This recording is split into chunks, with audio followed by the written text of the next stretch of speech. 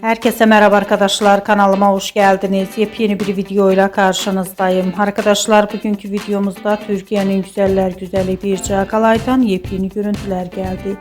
Birce Akalay'ın gala gecesinden olan muhteşem görüntülerini sizler için YouTube kanalımda video halinde sunuyorum.